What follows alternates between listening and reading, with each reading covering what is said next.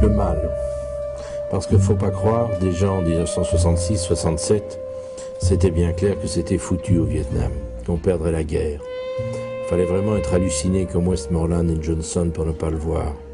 Même les types de l'armée nationale vietnamienne, nos alliés, les mecs qu'on était là soi-disant pour sauver des périls affreux du communisme, nous tiraient dessus quand ils le pouvaient. Et tu t'étonnes qu'il y ait eu des bavures. Comment tu voulais qu'on sache qui était qui? Comment qu'on pouvait les reconnaître entre eux, tous ces Shintok? Non, Frank, en 67, il n'y croyait déjà plus à la gloire des pères fondateurs, au bienfait de l'American Way of Life, à la sagesse du système boursier. Non, ce qu'il combattait, Frank, c'était les petites choses.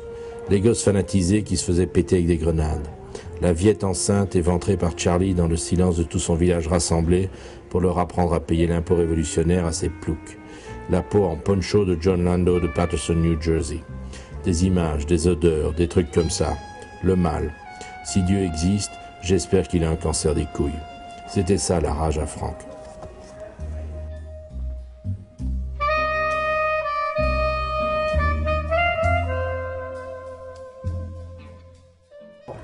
Il s'agit de nouvelles dédiées à mon chien, ce qui donne une bonne idée de ce que je pense de l'humanité. Dans la foulée, je suis sorti de 3 livres, dans la foulée des naufragés. Naufragés qui étaient donc sur mon travail auprès des SDF. Et les gens se sont dit après, mais ce type est devenu fou. On pensait que c'était le fils naturel de l'abbé Pierre et de sœur Emmanuel, conçu dans un acte contre nature, d'ailleurs d'une horreur ineffable, mais peu importe. Et donc, qu'est-ce qui t'a donné à ce grand humanitaire? Réponse, rien. Parce que ce livre est garantissant moraline, c'est une expression de Nietzsche, c'est une expression extrêmement violente, c'est un livre extrêmement violent, qui attaque systématiquement la mendicité de l'espoir, et la mendicité du statuaire de l'humanité, comme ça, avec un grand H, qui va bien, qui a la volonté, qui sait ce qu'il veut. Pourquoi la mendicité de l'espoir? De l'espoir. Mais c'est espérer pauvrement que les choses vont s'arranger, on ne sait pas trop comment. Le fait que si on va à Lourdes, on ne mourra jamais.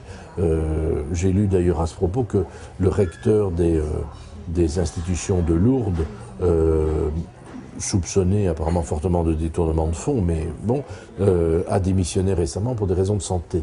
Ce qui, personnellement, me ravit, parce que quand on sait que quand on est chef de Lourdes et qu'on est obligé de démissionner pour raison de santé, on est vraiment dans la merde. Et donc les choses ne vont pas s'arranger.